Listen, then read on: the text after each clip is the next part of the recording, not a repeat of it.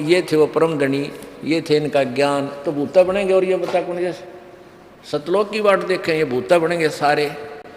अब देखो, राधा स्वामी पंथ से ही धन धन सतगुरु सच्चा सौदा सिरसा वाला का उत्थान हुआ है। बिलोचिस्तानी शाह मस्ताना जी उर्फ खेमामल जी, वो श्री सावन सिंह जी के शिष्य थे। जो राधा स्वामी व्यास जयमल सिंह जी, जो शिवदयाल जी के सीधे शिष्य थे जयमल सिंह जी, उनके उत्तराधिकारी थे नेक्स्ट सावन सिंह जी। सावन सिंह जी के शिष्य थे बिलोचिस्तानी शाह मस्ताना यानी खेमामल जी, जिन्होंने सच्चा सौदा सरसा में एक अलग से अपना न्यारा पंथ चला दिया। वही नाम, वही ज्ञान और एक कुएं का पानी, इससे संकेत समझ लेना इन सब का यो ये हाल होगा। अब देखो एक और महाराज जी आपको दिखाते हैं। देखो श्री हंस जी महाराज, अमृत के कलश, ये एक पुस्तक का नाम है। श्री हंस जी महाराज जीवन एवं दर्शन, ये है श्री हंस जी महाराज अमृत के कलश। संपादक है चमन लाल टंडन MA दिल्ली विश्वविद्यालय। ये कहाँ से प्रकाशित है, मुद्रित है? प्रकाशक है मानव उत्थान सेवा समिति, प्रधान कार्यालय 2/12 पंजाबी बाग नई दिल्ली से। कहाँ से प्रकाशित है, मुद्रित है? मुद्रक व photo composing Rajeshwari photo setters private limited 2/12 Punjabi Bagh New Delhi. ये यहाँ से प्रकाशित है। अब देखो, अब स्वामी जी ने, स्वामी ये हंस जी महाराज, यहाँ देखिएगा 50 पे, प्रश्न नंबर 50 पे,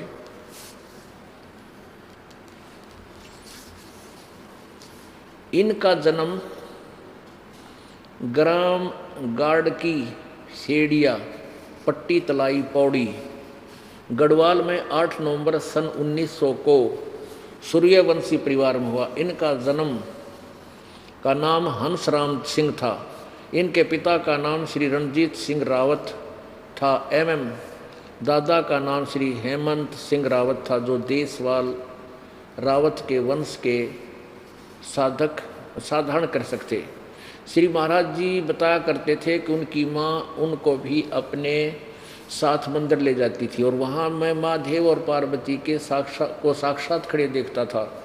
इस प्रकार बचपन से ही उनके अंदर भगवत दर्शन की तीव्र लगन पैदा थी।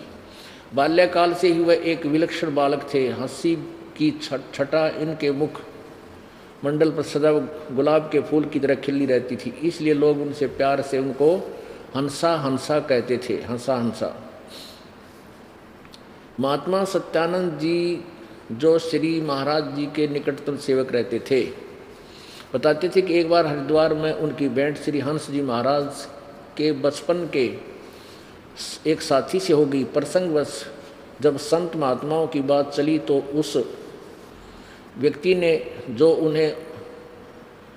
कि उमेद सिंह गढ़वाल वाले के यहाँ ठहरे हुए थे, महात्मा और सिद्ध पुरुषों को तो मैंने भी एक से एक देखे हैं, परंतु जो चमत्कार बचपन में दिखाकर किसी सिद्धि महात्मा ने नहीं देखा। उन्होंने बताया कि जब मैं लगभग 8 वर्ष का था तो बच्चों के साथ खेलता था, तब मेरी उम्र एक बालक, मेरी ही उम्र का एक बालक हमारे साथ खेलता था। उसका नाम हंसराम सिंह था। हम उसे हंसा हंसा कहते थे, हंसा हंसा। उसने हमें बड़े बड़े चमत्कार दिखाए थे। अब कहने का तात्पर्य है दास का कि यू न्यू का है अंसर जी के बचपन से ही इनके पूर्व जन्म की कमाई से शिवजी पार्वती के दर्शन भी होते थे और छोटी उम्र में ही ये चमत्कार दिखाया करता था। यानी पूर्व जन्म का यो भक्ति युक्त प्राणी था। पिछली बैटरी चार्ज थी और आगे चार्जर ठीक लगा नहीं, आगे नाम ठीक मिला नहीं, संत पूरा मिला नहीं, बैटरी डिस्चार्ज होगी, इसकी के दुर्गति हुई। अब संक्षिप्त में बताना चाहेगा ये दास।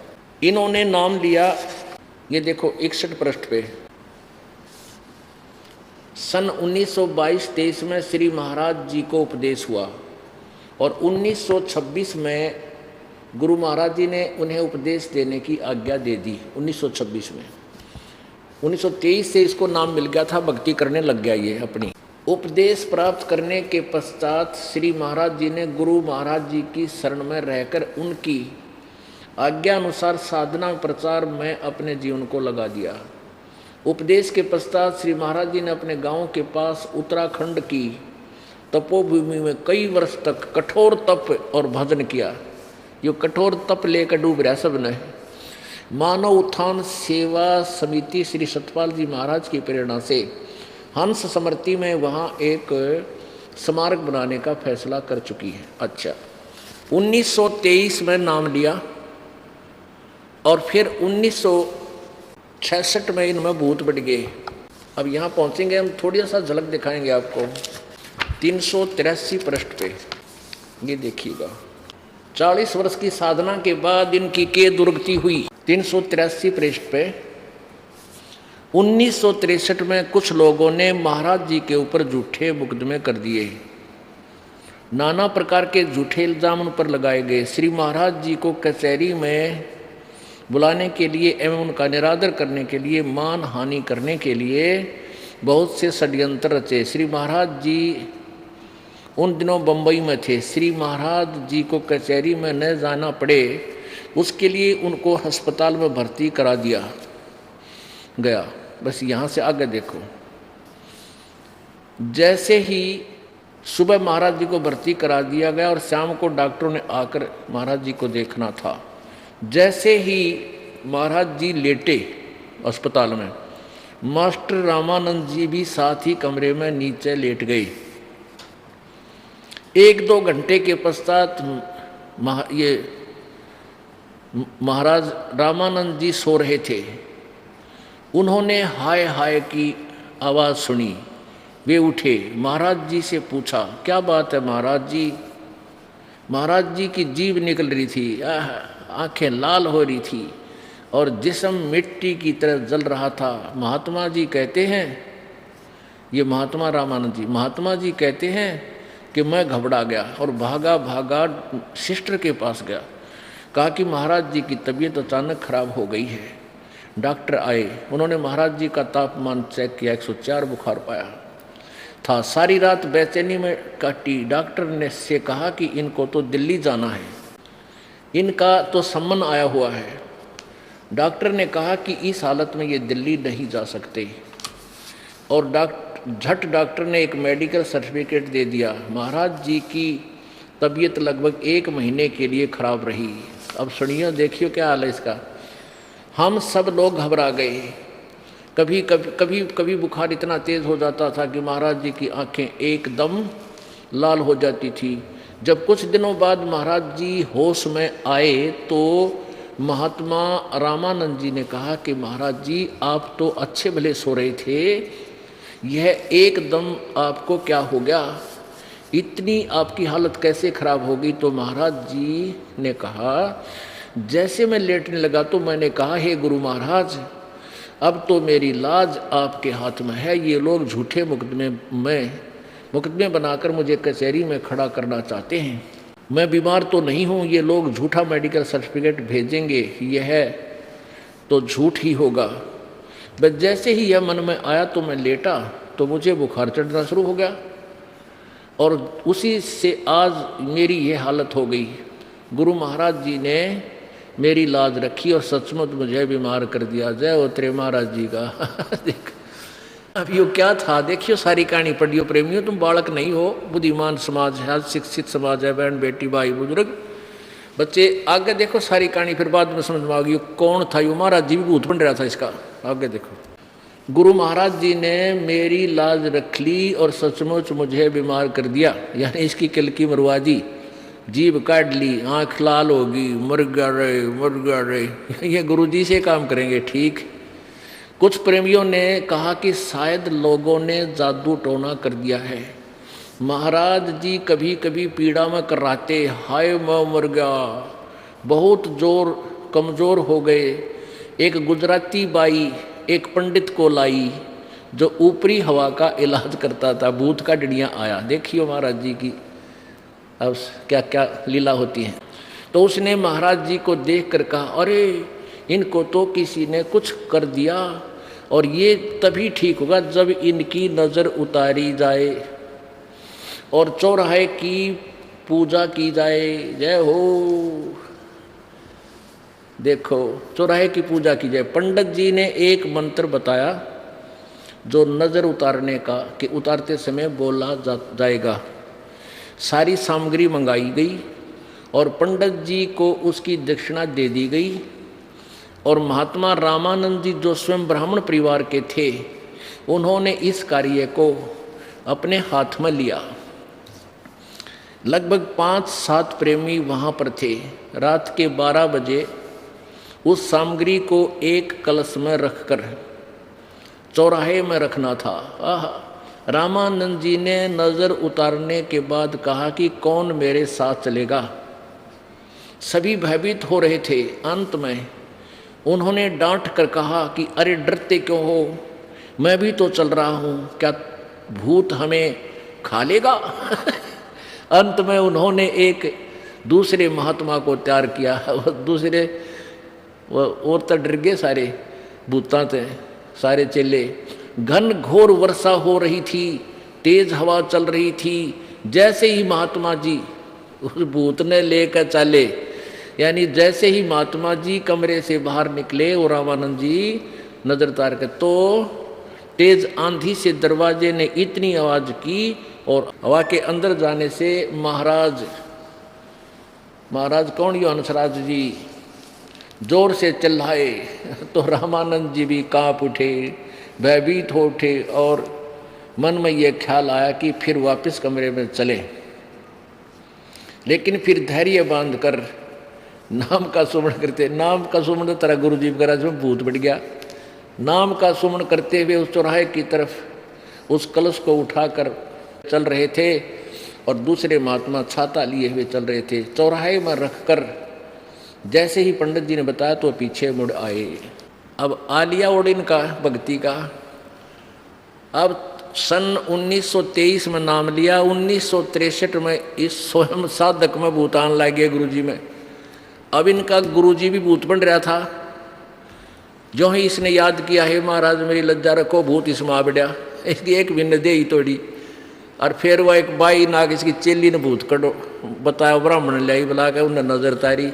जब यो महाराज जी का यो सांग ठीक होया, निरंजन धन तेरा दरबार, निरंजन धन तेरा दरबार, जहाँ पर तनिक न न्याय विचार,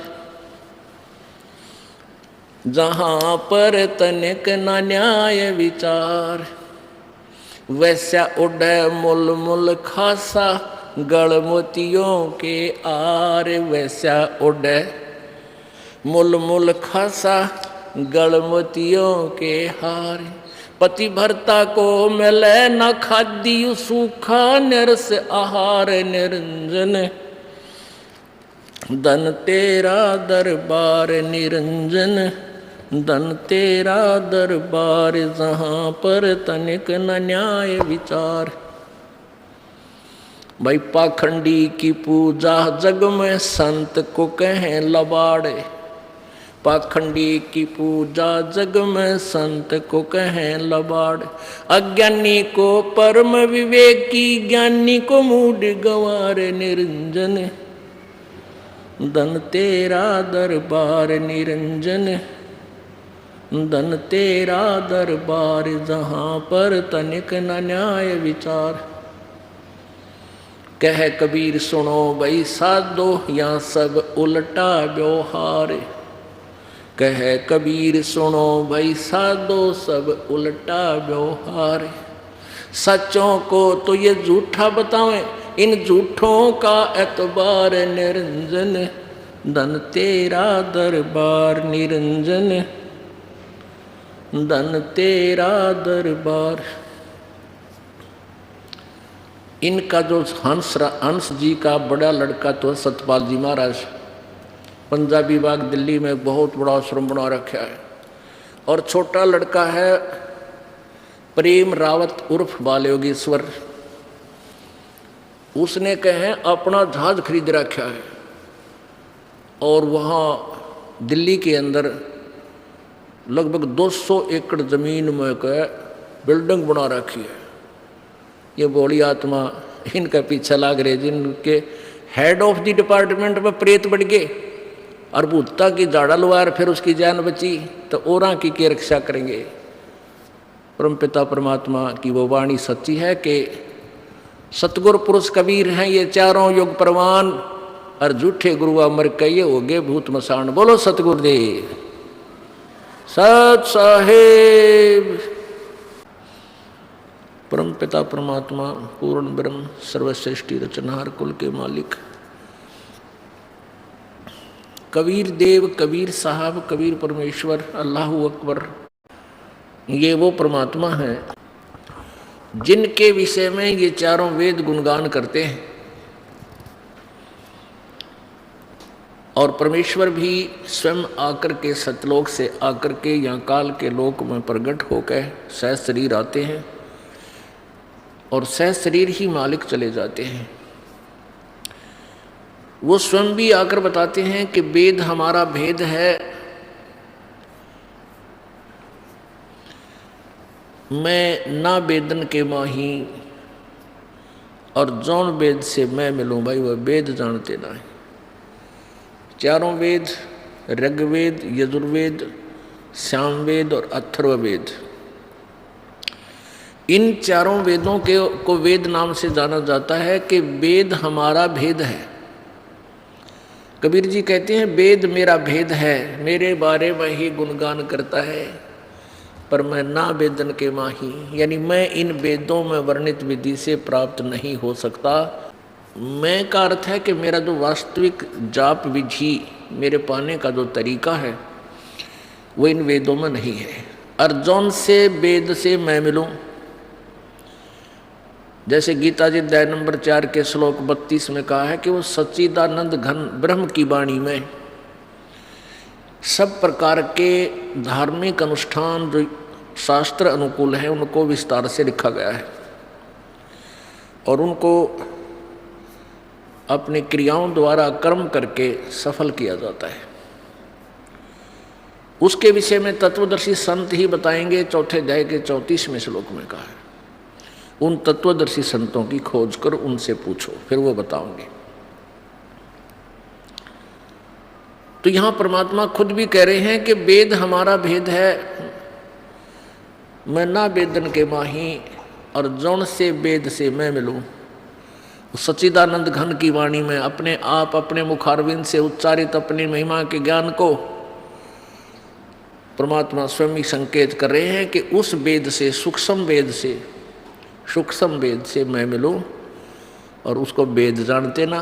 उन चारों वेदों में वो वर्णन नहीं है। जैसे गीता जी अध्याय नंबर 8 के श्लोक नंबर 13 में गीता ज्ञान दाता ब्रह्म श्री कृष्ण जी में प्रवेश कर बोल रहा है, कह रहा है कि मेरा एक ओम अक्षर है, नथिंग एल्स, इसके अतिरिक्त कोई मंत्र नहीं है। और ये उच्चारण करके सिमरण करते हुए जो अंतिम श्वास तक शरीर छोड़ते समय भी इसका श्वास स्मरण करते हुए देह त्याग जाता है तो परम गति को प्राप्त होता है, अर्थात मेरे वाली साधना को प्राप्त होता है। फिर 8वें अध्याय के 5 और 7 श्लोक के अंदर अपने विषय में कहता है मेरा भजन कर मुझे प्राप्त होगा। मेरा एक ओम मंत्र है 8 के 13 में। अध्याय नंबर 8 के श्लोक 8, 9 और 10 में अन्य उस सच्चिदानंद घन परमात्मा के विषय में कहा है जो 8वें अध्याय के, जिसके विषय में 8वें अध्याय के तीसरे मंत्र में अर्जुन के पूछने पर गीता ज्ञानदाता कहता है वो परम अक्षर ब्रह्म है। उसके जाप की विधि वो परमात्मा सच्चिदानंद घन ब्रह्म है। उसके पाने का मंत्र सांकेतिक है, स्पष्ट नहीं है। गीता जी अध्याय नंबर 17 के श्लोक नंबर 23 में कहा है ओम तत्सत इति निर्देश ब्रह्मण त्रिवेद समर्थ है। उस सच्चिदानंद घन ब्रह्म यानी परम अक्षर ब्रह्म की भक्ति का केवल एक ओम तत्सत, ये 3 मंत्र का जाप है। निर्देश है इसके जाप करने का, नथिंग एल्स, और नहीं। और इसकी विधि भी 3 प्रकार से ही सिमरन होती है। 3 प्रकार से इसकी सिमरन की विधि है। जिन पुण्यात्माओं को ये तीनों मंत्र प्राप्त हो चुके हैं वो समझ रहे हैं।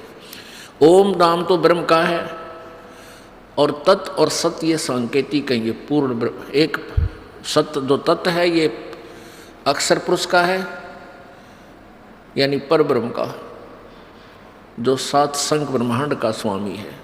और सत्य ये पूर्ण ब्रह्म, परम अक्षर ब्रह्म का मंत्र है। इन तीनों मंत्रों का सामूहिक जाप है। इसकी विधि तीनों की भिन्न भिन्न है सिमरन की, तो इसलिए त्रिविध समर्थ है। 3 प्रकार से सिमरन की विधि बताई गई है, त्रिविधा। पुण्यात्माओं, जब तक हम ये निर्णय नहीं कर लेंगे कि कौन परमात्मा है और जो हमें सुख देता है, पूर्ण मोक्ष दे सकता है, जन्म मृत्यु के इस झंझट को सदा के लिए समाप्त कर सकता है, तब तक हम साधना भी करते हैं, वो साधना व्यर्थ है। भले ही यहाँ का विधान है कि वर्क डन सबको मिलता ही है, लेकिन वो भी व्यर्थ है। कैसे व्यर्थ है? जैसे किसी ने धर्म भंडारा कर दिया, पक्षियों को दाने डाल दिए, कुत्ता ने रोटी डाल दी। एक तरफ तो इनको व्यर्थ कहा है, एक तरफ से ये भी कहा है कि किया हुआ शुभ अशुभ आपको प्राप्त होगा ही होगा। ये दोनों बात कैसे? हाँ, ऐसे जैसे आपने कोई कुत्ते देखे होंगे कार में चलते हैं। कुछ एक ऐसे कुत्ते हैं जो कार में चलते हैं। एक कुत्ता बैठा होता है गाड़ी की जो है मालिक वाली सीट पे, और मालिक चला रहा होता है उस कुत्ते की गाड़ी। और वो अलग से उसके लिए कमरा होता है, उसके लिए अलग से आजकल तो एसी भी लगाने लग गए होंगे ये चोचलेदार व्यक्ति। उसके ऊपर कूलर, पंखा, वेटरनरी सर्जन महीने में, हफ्ते में, 10 दिन में उसकी सारी जांच करता है और बढ़िया आहार उसको प्राप्त होता है। उस कुत्ते को मालिक स्नान कराता है, सैर सपट्टे करवा कर लाता है। अब उसको ऐसी सुविधाएं हैं उस कुत्ते को, शायद जनसाधारण को भी नहीं हो सकती, मनुष्य को। अब ऐसा क्यों है? क्योंकि उस प्राणी ने जब वो मानव शरीर में था उसने मनमाना आचरण किया, मनमानी पूजाएं की, शास्त्र अनुसार साधना नहीं की, पूर्ण संत की खोज नहीं की। कहीं पर धर्म भंडारे करवा दिए, कि तो कुत्तों को रोटी डाल दी, कि तो पक्षियों को दाना डाल दिया, कि तो गौशाला बनवा दी, कहीं धर्मशाला बनवा दी। उनका प्रतिफल उसको मिलना था, क्योंकि जैसे कर्म करेगा वो फल मिलता है। अब संत इसे व्यर्थ भी कहते हैं। जैसे अब उसने जब मानव शरीर में था ये धर्म किया और किया हुआ पुण्य भी उसको मिलना था, उसको कुत्ते की योनि में वो सब सुविधा प्राप्त होगी। कुत्ते की योनि में सब सुविधा प्राप्त होगी और कुत्ते की योनि में अपने सारे उन पुण्यों को खा कर छिड़क पे छोड़ देगा। फिर सूअर की योनि में जाओगा, फिर क्या सुविधा मिलेगी? वो होली पूरी समाप्त हुआ, सारा उसका जो किया हुआ था दे दिया काल ने। यहाँ परमात्मा कहते हैं ऐसा किया हुआ तुम्हारा पुण्य भी व्यर्थ है। यदि आपको पूर्ण संत मिले होते, पूर्ण संत से उपदेश लेकर उसके आदेश अनुसार आप धर्म पुण्य करते, तो आप या तो पार हो जाते और अन्यथा आपका मनुष्य जीवन मिलता। जो सुविधाएं उस कुत्ते की योनि में प्राप्त हुई, आपको मनुष्य योनि मिलती। मनुष्य के शरीर में वो सब सुविधाएं, कार, कोठी, ड्राइवर, एसी, कूलर, सारी सुविधाएं प्राप्त होती, मेडिकल फर्स्ट एड सब प्राप्त होती। और हो सकता है भरमते भटकते कोई फिर संत दोबारा मिल जाता, बैटरी फिर चार्ज हो जाती। इसलिए कहा कि जो साधना आप जी करते हो वो व्यर्थ है। तो इसलिए गीता जी अध्याय नंबर 17 के श्लोक नंबर 23 में 3 मंत्र बताए हैं। ओम ब्रह्म का, तत् ये सांकेतिक है, ये पर ब्रह्म का, और सत्य ये भी सांकेतिक, ये दास बताओगा, ये सार शब्द है, सार मंत्र है, सार नाम है। वो है पूर्ण ब्रह्म का। इन तीनों मंत्रों के जाप से पूर्ण मोक्ष होगा। अन्य किसी भी सदग्रंथ में इन मंत्रों की जानकारी नहीं है। वेदों में संकेत है कि जो 3 नाम के जाप से पूर्ण संत 3 नाम का जाप देता है, उस 3 नाम के जाप की कमाई से मोक्ष पूर्ण देता है और आयु भी बढ़ा देता है। परमात्मा बढ़ाता है उसके जो 3 नाम के जाप का सिमरन विधिवत किसी संत से प्राप्त है। अब कई संत नकली यही एक नाम देते हैं, हरि ओम तत्सत, हरि और ला दिया उसका आगे, कि चातुर प्राणी है इतने ना कि मैं श्रृंगार कर दें, कि मैं चमक दमक ना बनाओ तो बोली आत्मा ने सोचेगी तो वो ये नाम है सुना सुनाया, उसमें एक और जोड़ दें। अब जैसे जैनियों ने ओम मंत्र है सीधा वेदों का, और वेदों से ही ऋषभदेव जी ने साधना शुरुआत प्रारंभ की थी। आगे चल के एक तीर्थ करने उस ओम को अणोम अणोम अणोम करना शुरू कर दिया, उससे की महिमा होगी कि यो मंत्र और बड़ी अणोम। अरे वो ओम में कह देना सीधा वो मेरे ख्याल में वो कारण गुणगुणा होगा तो वो प्रसिद्ध हो गया। तो ऐसे इस ओम तत्सत का आगे हरि और ला लिया, हरि ओम तत्सत, इसका जाप शुरू कर दिया। कितने शरण पैर अपने आत्माओं जैसे काजू है और बादाम है, जैसे बादाम है अखरोट है, इनका ऊपर छिलका अलग है और कोई सजा छिलका खाने लगे दांत और तोड़वा ले ना वो टेस्ट आवे, इनके अंदर है गिरी खान की। तो ऐसे ही ये तत्व, इसके अंदर एक सांकेतिक शब्द है जो दास आपको देगा। ऐसे ही सत्य ये अलग से एक और इस कवर के अंदर यानी छुपा हुआ गुप्त मंत्र है, वो ये दास आपको देगा जिससे आपका पूर्ण मोक्ष होगा। तो सबसे पहले हमने परमात्मा पहचानना है, कोई भगवान कौन है। अब जैसे अधिकारी हैं ये सभी साहब कहलाते हैं। प्रभु की परिभाषा हम ऐसे समझ सकते हैं जैसे एक विभाग में तहसीलदार साहब कहलाता है, एसडीएम साहब कहलाता है, डिप्टी कमिश्नर साहब कहलाता है, कमिश्नर भी साहब कहलाता है, मुख्यमंत्री भी साहब कहलाता है, मुख्यमंत्री भी साहब कहलाता है, प्रधानमंत्री भी साहब कहा जाता है और राष्ट्रपति जी को भी साहब कहा जाता है। तो ये सभी साहब से संबोधित हैं, सभी साहब हैं, लेकिन इनकी शक्ति में दिन रात का अंतर है। आप जी को, आप जी का जो कार्य है आप उसी साहब के पास जाओगे जब आपको ज्ञान हो जाएगा कि मेरा कार्य इस साहब से होना है, तो आप सीधे एप्लीकेशन उसी के दर पर दोगे। आज से 50-60 वर्ष पहले, 50 वर्ष पहले जब ये दास छोटा सा था तो उस समय इतनी जो है अज्ञानता भरी हुई थी हमारे समाज में, हमारे बुजुर्गों में। यदि कोई अधिकारी आ जाता टोपी पहन के, टोप पहन के, तो न्यू क्या करते, साहब आ रहा है, कोई कौन सा साहब आ रहा है, नहर महकमे का साहब आ रहा है। तो दो ये संबंधित थे विशेषकर, एक रेवेन्यू वाले और एक इरिगेशन वाले। तो न्यू करते साहब आ रहा है, उनको ये नहीं मालूम था ये किस तिथि का, किस कैटेगरी का साहब है, जैसे एसडीओ साहब है या एक्शन साहब है या एससी साहब है या चीफ साहब है। तो न्यू क्या करते, साहब आ रहा है।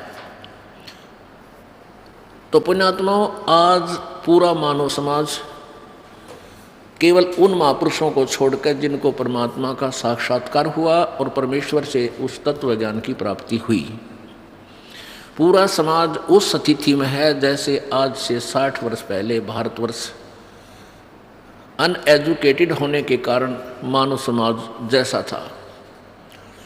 आज भक्ति मार्ग में ऐसा है, सभी राम राम कहते हैं, परमात्मा करेगा भाई राम करेगा, अल्लाह करेगा, रब करेगा, हे भगवान, हे रब, हे अल्लाह मुझे ऐसा लाभ देना। पर कौन से साहब के सामने एप्लीकेशन रख रहे हैं ये नहीं विरक्षी। अपने आत्माओं, इस तत्व ज्ञान से अब जैसे पहले, अब क्या स्थिति है भारतवर्ष के नागरिक की, उसको प्रत्येक अधिकारी की अक्षमता का पता लग गया। भाई तहसीलदार का इतना ब्योंस है, एसडीएम की ये पावर है, डीसी की इतनी पावर है, कमिश्नर की इतनी पावर है, मंत्री की इतनी पावर है, मुख्यमंत्री की इतनी शक्ति है, प्रधानमंत्री की इतनी पावर है। अब हम सबसे परिचित हैं, लेकिन कोई भी साहब अनादरणीय और हेय नहीं है, लेकिन अपनी अपनी स्थिति में वो साहब हैं, लेकिन वो कंप्लीट नहीं है। कंप्लीट साहब, कंप्लीट तो ये प्रधानमंत्री और फिर राष्ट्रपति जी हैं। तो इस तत्व ज्ञान से आपको इन सभी प्रभुओं के बारे में ऐसी जानकारी हो जाएगी जैसे आज आप एजुकेटेड होने से सभी अधिकारियों और कर्मचारियों की स्थिति से परिचित हो चुके हो। तो ये कोई बुरा नहीं है। क्लर्क से लेकर प्रधानमंत्री तक, पीएन से लेकर प्रधानमंत्री तक कि हमें केवल ये जानकारी होगी है कि ये कितनी पावर का है, लेकिन हे कोई नहीं होता। ऐसे ही हम आपको दास ये सभी ऐसा ज्ञान देगा, तत्व ज्ञान दे रहा है कि आपको सभी भगवानों की, ब्रह्मा विष्णु महेश देव, ब्रह्म परब्रह्म पूर्ण ब्रह्म की सबकी जानकारी हो जाएगी, कौन कितनी पावर रखता है। फिर आपने देखना है कौन से साहब क्या एप्लीकेशन रखनी है, आपने किससे मित्रता करनी है, बस इतनी सी बात है। गीता जी अध्याय नंबर 2 के श्लोक नंबर 46 में 46 में कहा कि अर्जुन, एक बहुत बड़े जलाशय की प्राप्ति के उपरांत, बहुत बड़े जलाशय यानी सरोवर, बहुत बड़ी झील की प्राप्ति के उपरांत और छोटे जलाशय यानी छोटे जोहड़ में, तालाब में, टैंक में जैसी आस्था प्राणी की रह जाती है, ऐसे ही तत्व ज्ञान से आपको जो पूर्ण परमात्मा की महिमा का परिचय हो जाएगा, उसके बाद अन्य भगवानों में तेरी आस्था ऐसी रह जाएगी। अब कितना स्पष्ट एग्जाम्पल है, उदाहरण है, कितना स्पष्ट। अब जैसे पहले क्या करते थे कि तालाबों पर ही आश्रित रहता था मानव समाज, उसी से सिंचाई करता था, पशुपालन करता था, तो पानी पशुओं को उसी तालाब से पिलाता था, स्वयं भी उसी जोहड़ से पानी पीकर अपना जीवन रक्षा करता था।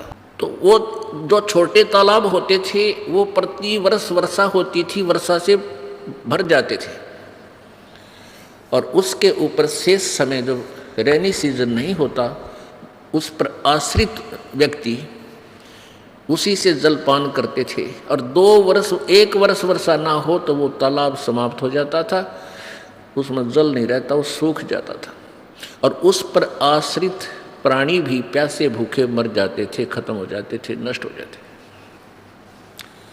अब उन व्यक्तियों को जो एक छोटे से तालाब पर आश्रित हैं और उनको कहीं दूरी पर, कितनी ही दूरी पर या आसपास एक बहुत बड़े सरोवर की जानकारी हो जाए, तो 10 वर्ष ना वर्षा ना हो तो भी उसका जल समाप्त ना हो, तो फिर उन व्यक्तियों की आस्था उस सरोवर में, बड़े सरोवर में, बड़े जलाशय में जो हो जाती है, उसके पश्चात, उसकी प्राप्ति के पश्चात फिर छोटे जलाशय में जैसी आस्था रह जाती है, आप समझ गए होगे। इसको ज़्यादा क्लियर करने की आवश्यकता है कोई नहीं। अब वो तालाब, छोटे तालाब का में भी जल ही था, बुरा नहीं था, लेकिन वो यानी पूर्ण लाभदायक नहीं था, वो पूर्ण लाभदायक नहीं था, वो कंप्लीट नहीं था वो। और उस बड़े जलाशय के प्राप्ति के उपरांत ये जीव निश्चित हो जाता, फिर उस तालाब की तरफ ना देखता जांख कभी, वहीं अपना सारा टांडा ठेरा ठा के वहाँ रुक जाता, जाकर उसके आश्रय, तो सुख हो गया सदा के लिए। ऐसे ही जब आपको तत्व ज्ञान के आधार से ये पता लग जाएगा कि कबीर परमात्मा पूर्ण ब्रह्म, यही पूर्ण मोक्षदायक है, पाप नाशक है और समर्थ प्रभु है, सर्व सृष्टि सर्जनहार है, ये परमात्मा जहाँ रहता है वो लोग कभी नाश में नहीं आता। गीता जी अध्याय नंबर 18 के श्लोक नंबर 62 में कहा कि अर्जुन तू सर्वभाव से उस परमेश्वर की शरण में जा, उसकी कृपा से तो परम शांति और शाश्वत स्थान यानी सनातन परम धाम सतलोक को प्राप्त होगा। शाश्वतम स्थानम, सदा रहने वाला स्थान जो कभी नाश में ना आवे। तो ऐसे जिसमें आपको पूर्ण परमात्मा की महिमा का ज्ञान हो जाएगा, फिर आपको ये दूसरे भगवान भूंडे ना लगें, ये बुरे नहीं लगेंगे, लेकिन अपने लेवल के बिना अपनी आवश्यकता ये पूरी भी नहीं कर सकते। इसलिए ये अच्छे होते हुए भी हम नहीं सुहावेंगे, हमारा इनमें आस्था बन नहीं सकती। जब हमें इतना बड़ा सरोवर मिल गया, वो छोटे पे कौन आओगा इतनी दूर से चल गया वहाँ, नहीं। तो ऐसे ही जब हमें परमात्मा कबीर जी के विषय में जानकारी हो जाएगी, फिर हमारी श्रद्धा बढ़ेगी। ये ज्ञान रह रह कर आपको जो सुनाया जाता है, ये इसका उद्देश्य यही है कि जैसे हमने राम कृष्ण और सीताराम राधे श्याम की ना जाने हजारों बार ये कथा सुन रखी है, हजारों बार वो हमारे अंदर जबरदस्त फीड हो रही है, और हजारों बार हजारों व्यक्तियों से एक ही ज्ञान सुनने से हम निश्चिंत हो गए और उन पर पक्के आश्रित हो गए। इसी प्रकार इस परमेश्वर की महिमा आपको रह रहकर हजारों बार लाखों बार सुना होगा ये दास, तब आपके हृदय में इस परमात्मा की आस्था समा जाएगी, घर कर जाएगी। फिर आपको दूसरे भगवान बुरे नहीं लगेंगे, लेकिन श्रद्धा नहीं रहेगी। जैसे पति भरता पत्नी होती है, वो अपने पति, वो पूरे परिवार में रहती है, सास भी है, ससुर भी है, देवर है, देवरानी है, जेठ और जेठानी है, ननंद है, और भी रिश्तेदार आदि आते हैं।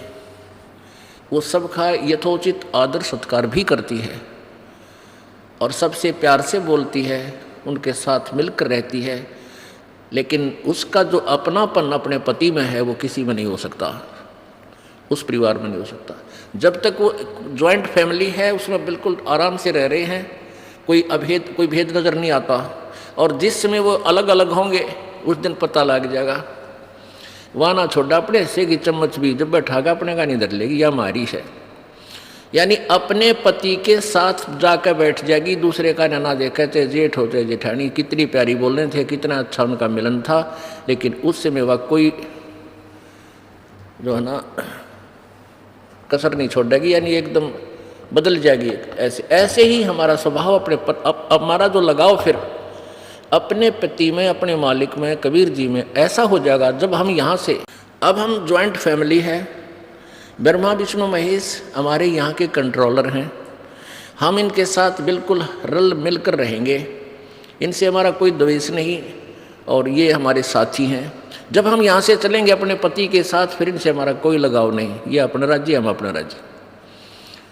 तो ऐसे ही ये बुरे नहीं, अपने नहीं, समझ जाना, ये एग्जाम्पल है। अब परमात्मा को पहचानना है, वो कौन है और कैसा है, कहाँ रहता है। ऋग्वेद मंडल नंबर 9 के सूक्त नंबर ऋग्वेद मंडल नंबर 9 के सूक्त नंबर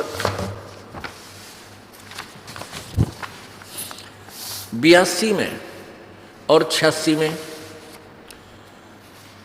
86 के मंत्र नंबर 26-27 में स्पष्ट किया है कि वो परमात्मा कबीर है, उसका नाम कबीर, हम उसको कबीर कह देते हैं। वो सतलोक से अपने निज धाम से चलकर आता है और वरिष्ठ अपने श्रेष्ठ भक्तों को मिलता है। उन अपने भक्तों के जो परमात्मा की साधना करते हैं, उन उपासकों के मार्गों को सरल करता है, उनके पापों को मर्दन करता है, नष्ट करता है, और फिर अपने तत्व ज्ञान का वो प्रचार करता है। उन्हें आत्माओं, हमने परमात्मा की महिमा बहुत सी सुनी, और वो तन्नक तन्नक करके डफली बजाने वाला तभी मीठी मीठी सुरीली आवाज़ा में भी सुन ली। अब अब अच्छी लगेंगी जब हम पूर्ण परमात्मा से परिचित हो जाएंगे। सबसे पहले हमने परमात्मा को पहचानना है, और ये समझाना कि परमात्मा के बिना, परमात्मा की भक्ति करो, ये तो थोड़ी सी देर की बात है, 5-4 बातें तो समझ में आ जाएगी कि परमात्मा की भक्ति क्यों आवश्यक है और ना करने से क्या हानि है, उसके करने से क्या लाभ है। ये तो 10-20 मिनट का, आज 1 घंटे का सत्संग से आप बहुत आसानी से आप समझ सकते हो। लेकिन फिर करना क्या है, हमारा दिल वहाँ रुके जा करके सचमुच के ये भगवान है, ये ऐसी ही क्रिया करता है। प्रसंग था कि वेद हमारा भेद है, मैं ना वेदन के माही, और जौन वेद से मैं मिलूं यो वेद जानते नहीं। अब वेद कबीर परमेश्वर जी का ही भेद दे रहे हैं। अब देखना, ऋग्वेद मंडल नंबर 9 और सूक्त नंबर 86 का, ये देखो ऋग्वेद 9 और 10 मंडल है, महर्षि दानव सरस्वती। प्रकाशक है सार्वदेशिक आर्य प्रतिनिधि सभा, महर्षि दानव भवन, रामलीला मैदान, नई दिल्ली। इन झूठों ने तो ये झूठ बोलने का ठेका ले रखा था। इसमें लिखा है कि महर्षि दानव सरस्वती कृत भाषा, यानी वे इस वेद का अनुवाद कहते हैं 9 और 10 मंडल का अनुवाद महर्षि दानव ने किया। नहीं, दानव का किया, दानव तो और नाडंगा कर देता है इसमें, ये तो किसी और ने किया है जो थोड़ा बहुत समझ में आवा अपना। इसका प्रमाण आपको देना पड़ेगा, नहीं तो ये अनाड़ी लोग फिर आट अड़ा देंगे, नो कहेंगे ना रामपाल तो झूठ बोला है। वह झूठ ये बेबेर लड़ा करें ना, जब नो क्या करें, ईसिया नीसिया दिखा करें, यानी झूठा न हम झूठे दिखा उन्हें, वो खुद झूठे इतने हैं। ये देखो, ये ऋग्वेद है, भाषा इनका अनुवाद किया गया है। भाष्यकार है दानव सरस्वती। ये 1 और मंडल 1 और 6, 1 से 6 किया इसने। और श्रीपाद दामोदर सातवें लेकर मंडल 7 से लेकर 10 तक इसने अनुवाद किया है। अरे इन झूठा ने दानंद की मोहर ला रखी है कि इसके नाम तो ये बिक जाया कर दे। वेदों पर इसका नाम ना होता तो नो क्या करते ना, भाई हम इसका ना लेते, महर्षि दानंद का अनुवादित होना चाहिए। और ये आचार्य लोग इन दानंद के जो है सत्यार प्रकाश और इन वेदों को बेच के अपनी रोजी रोटी चला रहे थे। इन इसीलिए मुश्किल माचगी कि रामपाल ने तो थारी पोल खोल दी, और ना तो सत्यार प्रकाश ने कोई लेना, वेदा ने लेके उड़ंगा कर रखा। इसने सारा अनुवाद नहीं करना रहा, दानंद ने तो कभी भट्ठा बैठा रखा सारे वेदों का। पुण्यात्माओं, मेरा इससे कोई दुश्मनी नहीं। हाँ, मैं भी एक टीचर हूँ और वो भी टीचर थे, और सिलेबस वही है। आज आप भी शिक्षित हो, आराम से निष्कर्ष निकाल सकते हो और निर्णय कर सकते हो किसका अनुवाद गलत है, किसका ठीक है। तो टीचर का कर्तव्य बनता है कि बच्चों के भविष्य को बचावे, चाहे को राज्य रहे चाहे नाराज रहे, बाढ़ में जाओ, उसने अपना कर्तव्य पूरा करना होता है, वही टीचर होता है। और जितना मीठा बोलवा तितना संत ना हो, परमात्मा कहते हैं जो घना मीठा बोलनिया हो संत नहीं होता। संत तो कड़ाके की क्या करे। अब देखिएगा, ये वेद ऋग्वेद, इसमें इन्होंने प्रकाशक हैं सार्वदेशिक आर्य प्रतिनिधि सभा, महर्षि दानव मंडल भवन, महर्षि दानव भवन, रामलीला मैदान, नई दिल्ली। ऋग्वेद आर्य भाषा भाष्य, महर्षि दानव सरस्वती कृत। इस 9 और मंडल का 9-10 का भी इन्होंने इस दानंद के सेरा बांध दिया कि यो भी सन करा। ये देखो, जबकि इसने 1 से 7 तक कर रखा बस। मुद्रक के Prince offset printers, 1510 Pataudi house, Daryaganj, नई दिल्ली। अब आइए ऋग्वेद मंडल नंबर 9 का और सूक्त नंबर 86 और मंत्र नंबर 26-27 को हम पहले देखेंगे। ये देखिएगा, अब देखिएगा ऋग्वेद मंडल नंबर 9 सूक्त नंबर 86 का मंत्र 26। ये क्या स्पष्ट करता है कि यज्ञ करने वाले यजमानों के लिए, यजमान माने भक्तों के लिए परमात्मा सब रास्तों को सुगम करता हुआ, उनके विघ्नों को मर्दन करता हुआ, नष्ट करता हुआ, उनके संकटों को नष्ट करता हुआ और उनको पवित्र करता हुआ और अपने रूप को सरल करता हुआ, तेज पुंज अन्य दे धर कर इस विध हमको भेंट ही, अपने रूप को सरल करता हुआ, यानी क्योंकि परमात्मा का बहुत तेजों में शरीर है, उसको हल्का तेज पुंज का बनाकर आता है। वह कांतिमान परमात्मा, इन्होंने इसका अर्थ कर दिया, कवि बनाकर सर्वज्ञ लिख दिया। प्रथम तक कोई कवि सर्वज्ञ होता ही नहीं। ये देखो इसका है कबीर अति, हम इसको कहते हैं कबीर अतो, कबीर। इन्होंने इसका यहाँ लिख दें वो परमात्मा कबीर है, बस कबीर, हम इसको कबीर देव है, कबीर देव लिख दें, कबीर साहब लिख दें कबीर को। इन्होंने कवि का अर्थ कर दिया, यो तो किसी का अर्थ कर दो, सबके नाम का अर्थ हो जाएगा। राम भज है, उसका कह दे राम को भजो, और उसका नाम लिखा नहीं, राम भज से मिलने जाना है, उसने कहा वो है नहीं, उसका तो राम भजो ये अर्थ कर दे। तो ऐसे ही ये कबीर है, हम इसको कबीर कहने लग गया अपनी लोकल लैंग्वेज में, है ये कबीर देव, कबीर देव। अब कबीर देव, कबीर साहब हम वैसे इसलिए कहने लगे कि वो कवि रूप में यहाँ प्रकट होता है, लोग उसे पहचानते नहीं, वेद भी इसलिए उसको कवि ही, कबीर शब्द से ही, कबीर से, कवि के कारण ही प्रसिद्ध है। वो परमात्मा कबीर है। ये देखो सर्वज्ञ है, विद्युत के समान, बिजली की तरह क्रीड़ा करता हुआ, यानी बहुत शीघ्र गति से चलकर वर्णीय पुरुषों को प्राप्त होता है। वर्णीय यानी श्रेष्ठ, वारम यानी श्रेष्ठ, वरिष्ठ, वर्णीय पुरुषों को प्राप्त होता है। वेद हमारा वेद है, मैं ना वेदन के माही, जौन वेद से मैं मिलूं वो वेद जानते नाही।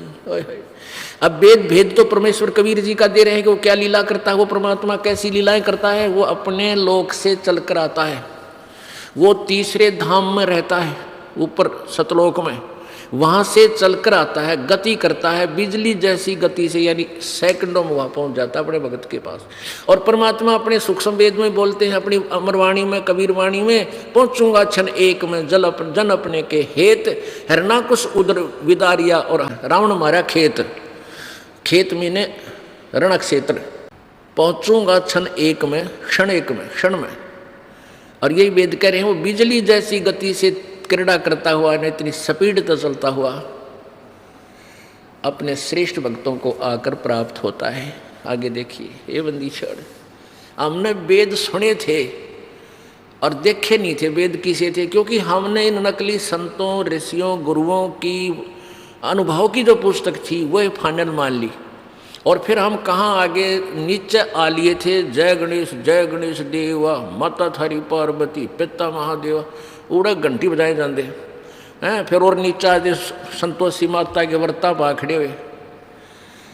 एक बार एक बहन अपनी बहन को लाई नाम दिवान खातिर समझा बजा के, तो वहाँ हमने फिर बताया बेटी ये व्रत नहीं रखने, ने बोले जी ना मत संतोषी माता का व्रत कदे भी ना छोड़ूँ। मैं क्यों, ना मत करूँगी। और वो उसको समस्या क्या थी कि उसका पति शराब पी कर आवा, रोज गड़े और घर से बाहर खड़ी कर दे। 2 घंटे का था, डेली का ड्रामा था उसका। और वो उसकी बहन ने बता दिया था इस दास को कि जी इसका पति बहुत दुखी करे, इसने रिया कहीं और पंथ से नाम भी ले रही है, पूजा सारी है करे है।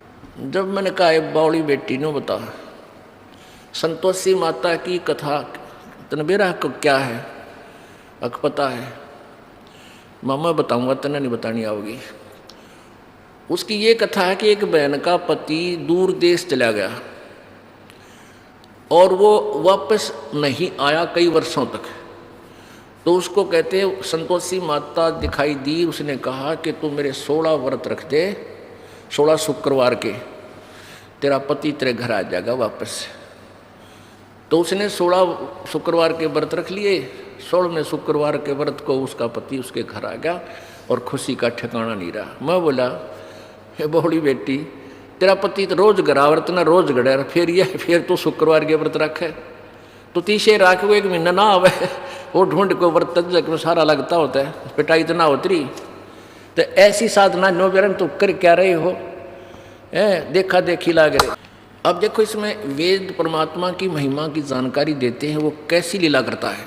और ये लीला कबीर साहब के अतिरिक्त कोई बता दो किसी ने आज तक की होता है, किसी भी संत या पंथ या महंत ने इसका जानकारी होता है, या कोई भगवान हो तुम्हारा जिसने ऐसी लीला की जो वेद बताते हैं। और वेदों को हम श्रेष्ठ और सत्य ज्ञान युक्त भी मानते हैं।